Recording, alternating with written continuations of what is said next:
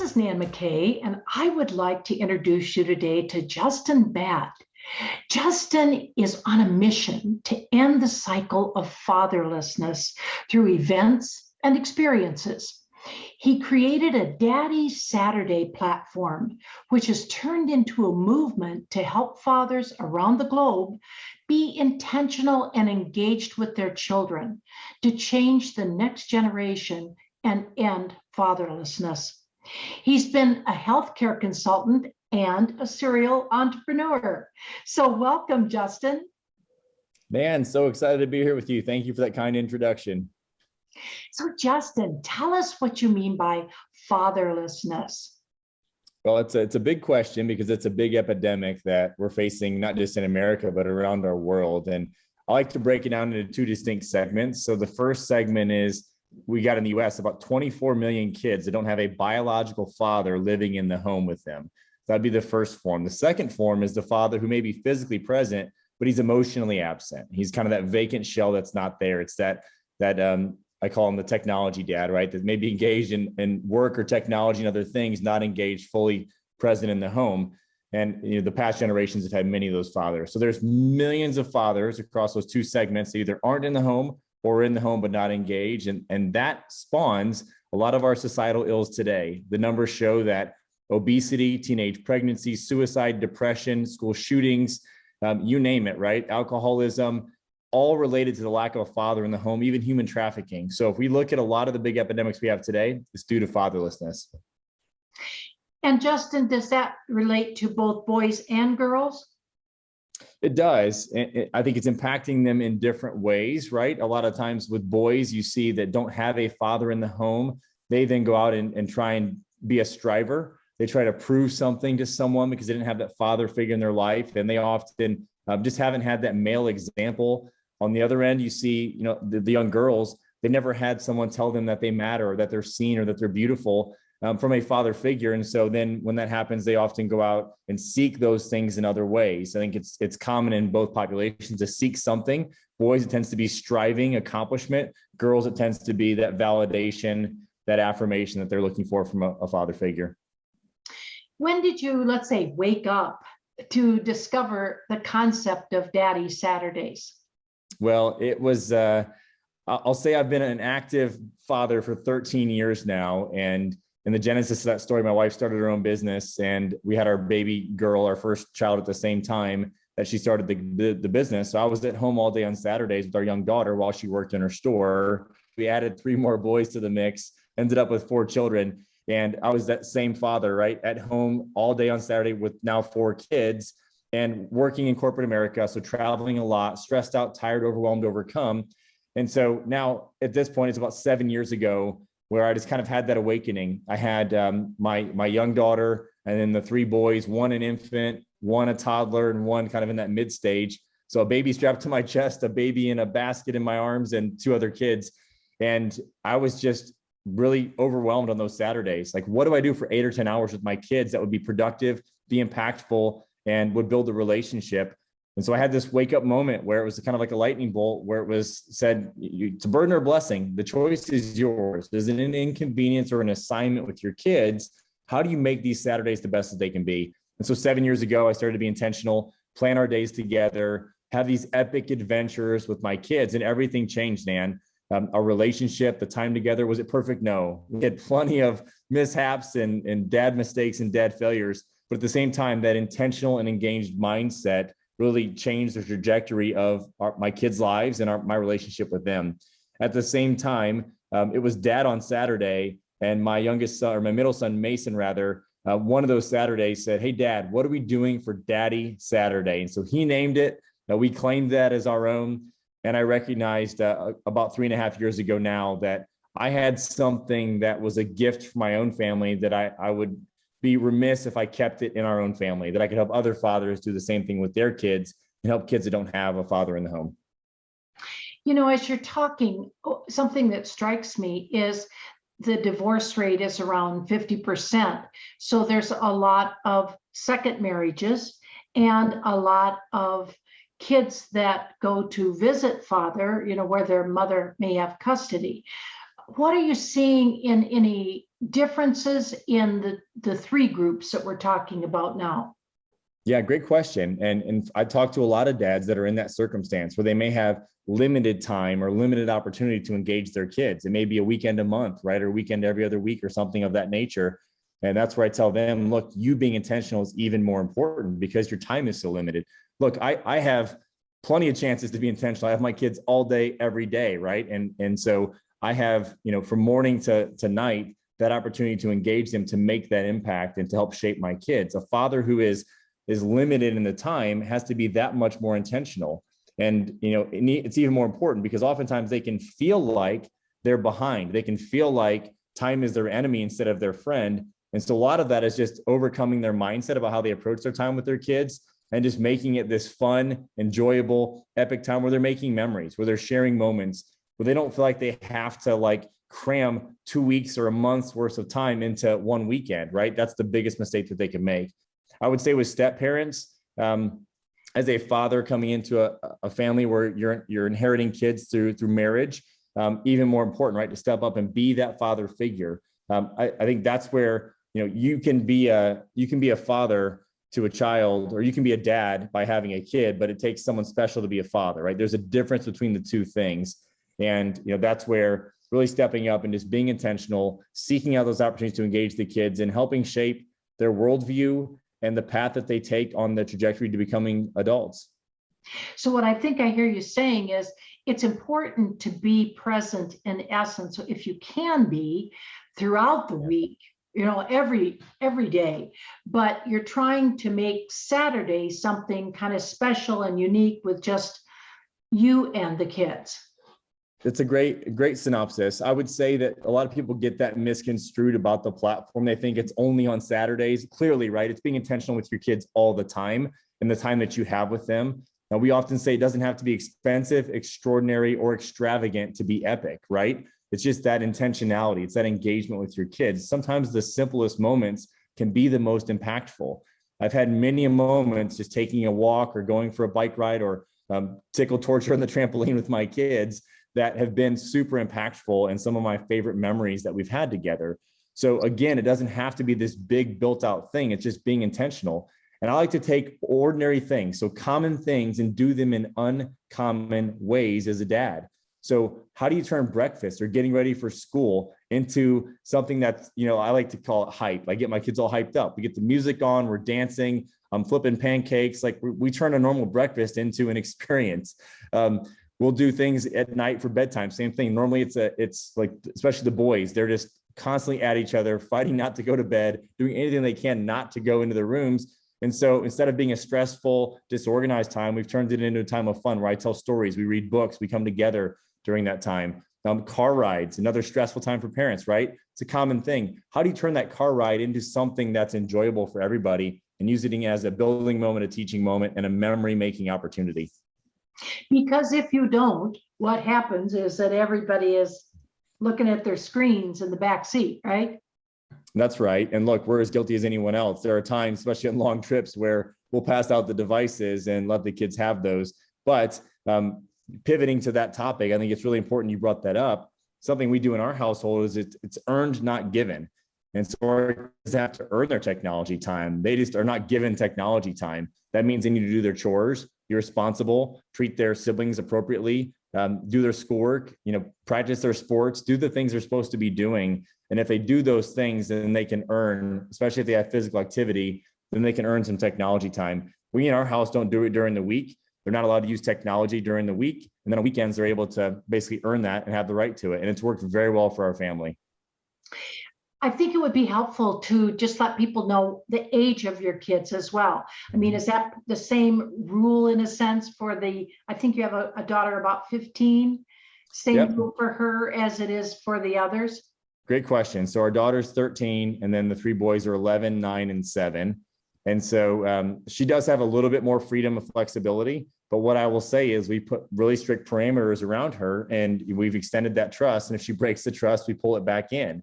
And so she is given a little bit more access to technology, but she's used it in very appropriate ways. It's for schoolwork or it's for communication. And, being a 13-year-old girl, she does want to interact with some of her friends.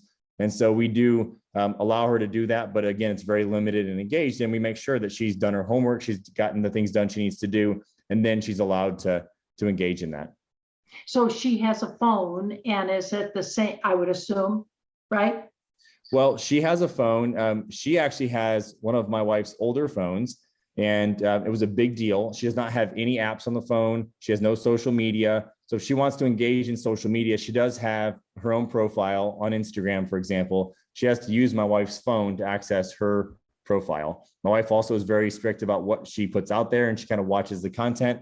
And so, we're all over that. She doesn't really get access to social media. So her phone is for talking and texting. And again, we even have access to some of those things. And I've put parameters on the time limits and times of day she can be on her phone and what she can be using. Our boys have a phone called Gab Wireless. I'll put a plug in for Gab. It is a phone that does not have access to the internet. So again, it's talk and text only. There are no applications, and you can really limit and restrict things. You've even got AI, so that if someone were to text something inappropriate, like "where do you live?"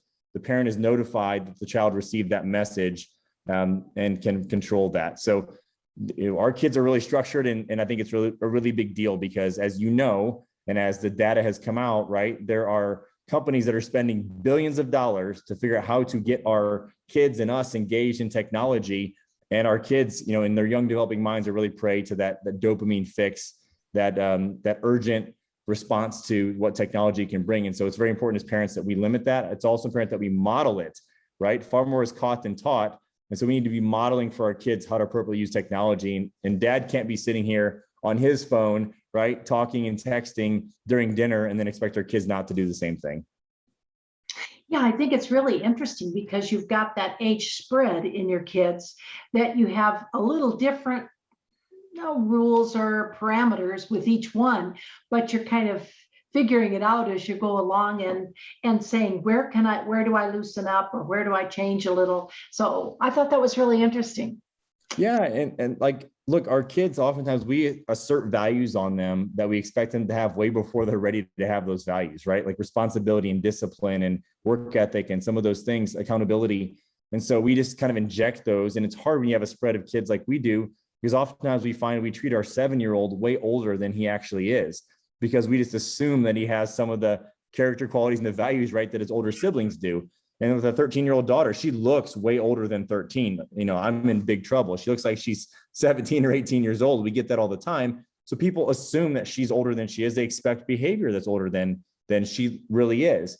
But what we found is that with our kids, like, it's our job to teach them those values and then help them demonstrate those values and give them a little bit of leash, a little bit of leeway to then go try and demonstrate those on their own with us there as a guide to help them along the way. And the moment that they show that their prefrontal cortex, which isn't developed yet, right, needs us to be a surrogate, we're there to do that and help them until they're fully developed as adults. And that's, to me, that's the basic role of what a parent is, right? To keep your kids safe and healthy, but also to guide them to establish values, character qualities, and develop them along the way. And it's a hard job. It is. So what are some of the media methods that you use to engage the fathers in your movement? Well, like you, Nan, I believe that it's important to have a personal brand and establish a media platform. And my goal was to reach fathers in every way and every capacity possible. So we created a fatherhood media distribution channel, if you will, where we can reach them through a podcast that we have. You have a newsletter. We use social media. I'm very big on LinkedIn. We have a private coaching group, a private community, a public coaching group we're about to launch, an online course or curriculum called Dad Boss. And so we've got a myriad of ways that we have access to fathers. Wrote a book, have a TEDx, have an Alexa skill, and a Google app as well. So we've really tried to just cover all the bases to engage dads, no matter where they're on the fatherhood spectrum, whether they're a new dad, a seasoned dad, a dad who's in the middle, a dad in a divorce. I mean, it doesn't matter, right? We've got something for every dad to help them along their journey of fatherhood. But also we've got stuff for their kids, which I felt was equally important, because again, the other side of that fatherlessness are kids that don't have dads. So we've got a program called Kid Boss, which is an entrepreneurship program to help kids 13 to 18 years old learn the core principles of entrepreneurship so they can start, run, scale their own business and own their future, essentially. And a big part of that group is for foster kids who probably will never have access to that. and and that life-changing business education we can then provide for them. Well, I think that's really good, because it's certainly true that especially those kids in foster homes really don't have the same kind of upbringing in many of the homes as you do in the upbringing that you're trying to do. So being able to give them the opportunities, I really appreciate what you're doing, especially in entrepreneurship. That's great. Well, thank you. Right. You're a trailblazer yourself. You're all about bringing trailblazers on the show. And so we are really trying to do that and be a trailblazer in the space of fatherlessness to end the cycle of it. And one of the ways that we found was important was to identify those populations that are being underserved or not served at all. And that's clearly a population that's desperately in need. And this is one way we can help them. Now, you have a goal of actually impacting like 10 million fathers in the next 10 years, and even a goal to end fatherlessness. How are you raising money to implement this? Well, this isn't my full-time job, right? It's my dream job. I have a day job, if you will. And so, for me, I'm not able to be a full-time fundraiser. It doesn't work that way. So when I looked at the opportunity, I said, I would rather create products, services, and bring value to the people that I'm serving, and to people that would see the value in helping a population like a foster child, for example, and use those products and services to create the revenue for the organization, and then take donations for those that feel compelled to give above and beyond, but not to make that our primary model for achieving success in the organization financially. We are a 501c3 nonprofit, so we are a government tax approved organization. So we're able to do that as a nonprofit, but at the same time, nonprofits can be revenue generating in terms of the value that they offer to the marketplace. And so we tried to do that first. So our model is 70% product, service, value, 30% donation. And then we also, unlike most nonprofits, work very, very hard and diligently to keep that when we flip that into our impact. And so we try to give 70% back to the causes we're serving, keep 30% for operations, administration, overhead, things of that nature that any organization effectively has to run itself. The average nonprofit today is between 7 and 10% of what they give back to the causes they're serving. 50-some% goes to awareness, 40-some% goes to operations. And so we really wanted to be a trailblazer in that nonprofit space and break that paradigm, and really make the impact that we're called to make. And your foundation has an international outreach. Tell us about that. It does. So we, crazy connection, met a gentleman through Facebook who reached out to me and saw that I was in the fatherhood space, and we struck up a relationship and saw the work that he was doing kind of on his own over in Kenya, Africa, and decided to partner with him as boots on the ground to open Daddy Saturday Kenya. And at this point, they've built a corporate office. We funded a vehicle for him to travel around. He was walking on foot and take him, forever days to get to places to go speak and teach. We're in the schools now doing rice for the kids. We provide them a hot meal of rice, and then they go home and tell their parents that Daddy Saturday Kenya served them some rice at school, filled their bellies, and that helps the parents get engaged in the outreach that we're doing. Our plan is to do 1,000 cows for Kenya. It's a big goal that we have, where we can provide a cow for a family, which would serve them for milk and fertilizer and potentially a bride cow, and just the dignity of having that. And we've impacted 3,000 kids thus far and are on a trajectory to do far more than that as we continue to grow. So Kenya is the starting point. We have plans to expand beyond that as we grow and as the funding comes alongside of us to help us accomplish that. What is True South Farm? This sounds so intriguing. It sounds like you live there, and then you're doing a whole lot of things with the farm in conjunction with it. What's your role in it, and what are you doing with it?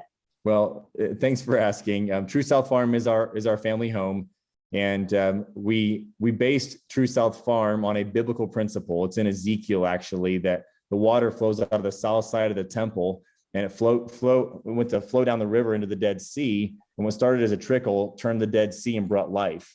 And so that's what our farm is meant to be. It's about restoration, rejuvenation, and just bringing life to everyone that comes and visits here.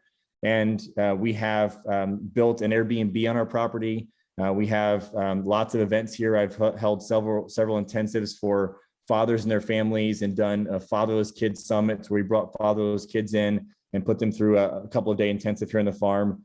And we have 11 Highland cows at this point and too many ponies.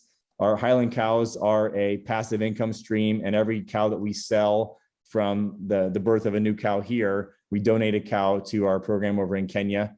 And so, it's just an amazing opportunity to raise our kids in a different pace of life, have them become farm tough, if you will, and learn some of the many benefits of growing up on a farm, and to be able to serve and use this place as a blessing where others can come and stay and just rejuvenate, recuperate, and be on a farm.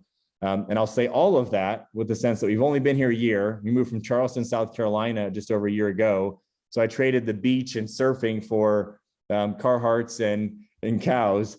And so it's been a whirlwind of a year, but we're really enjoying the process, and it's become a great place that we can just south of Nashville have people come stay and use it for all that it is.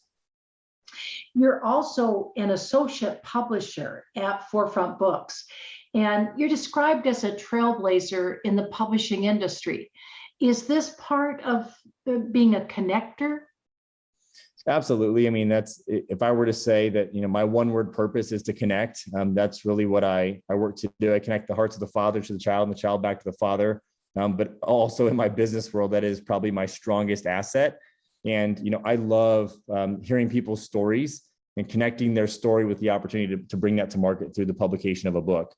And so, at Forefront, we are trailblazing in the sense that we're very unique. We're a hybrid publisher, and we're able to bring people to market through Simon & Schuster for distribution. So we've got the big distribution of a publishing house behind us with lots of experience in the publishing industry.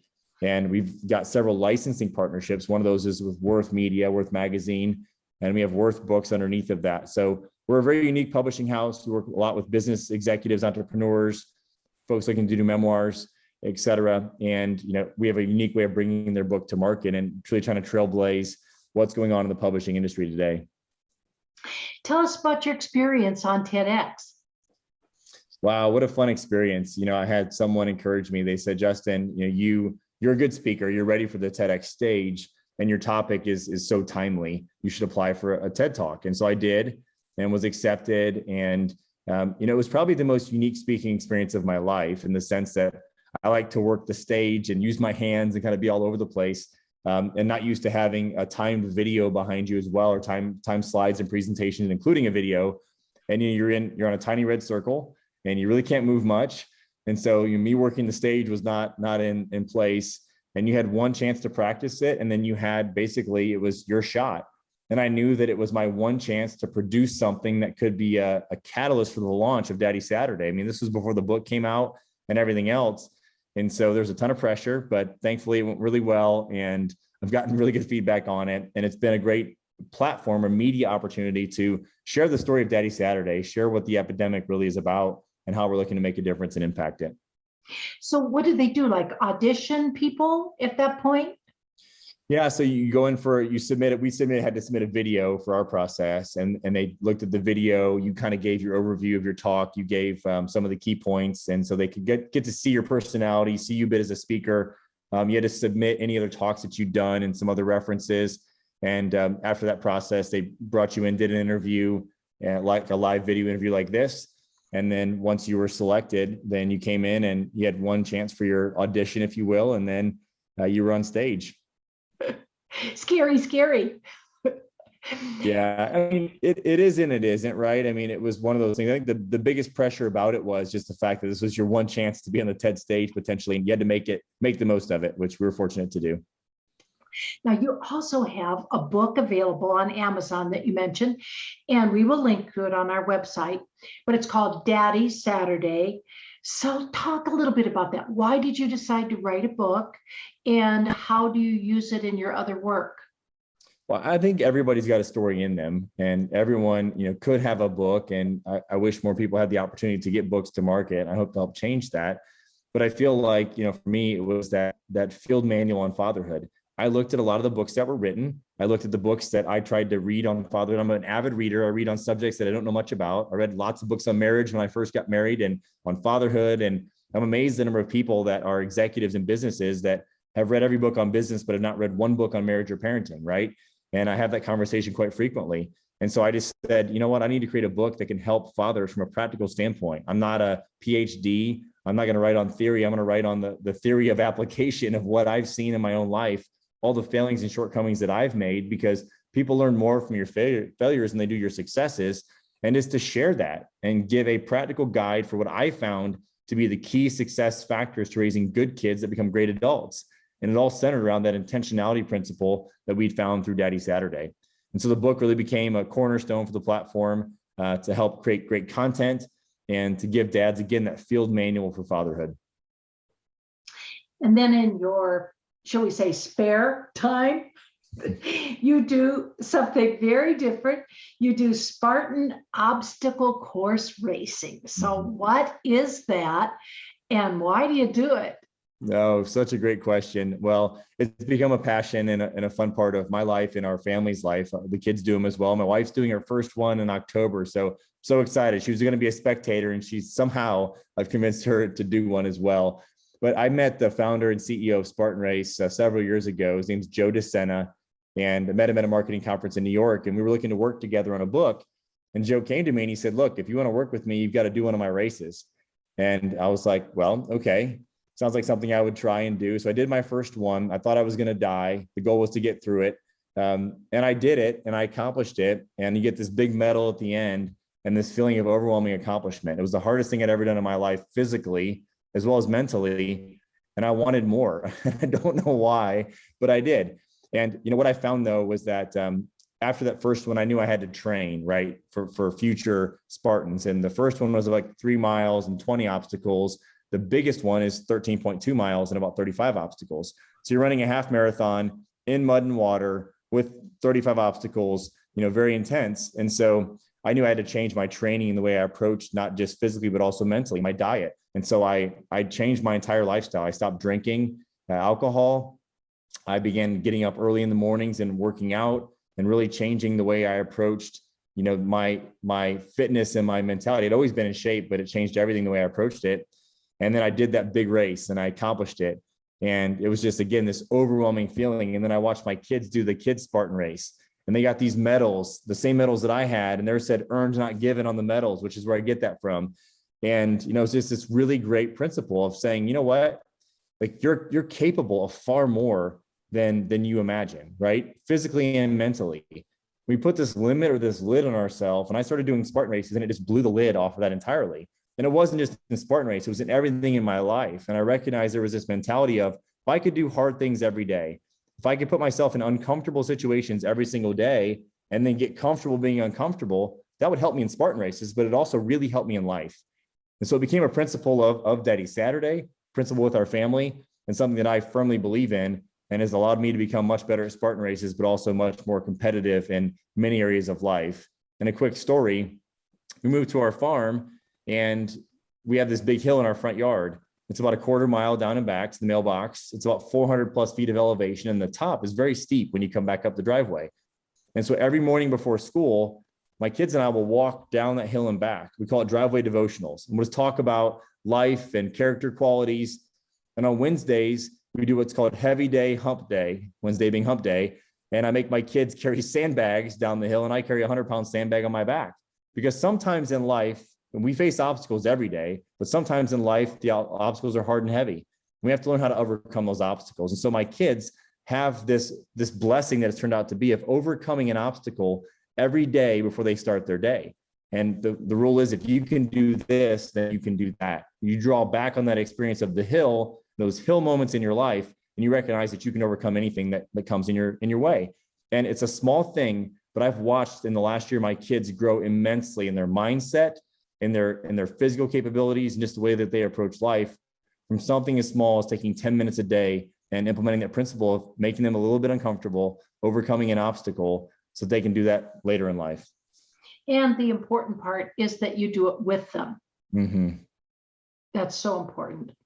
What would you say are the 3 most important lessons that you've learned about life so far?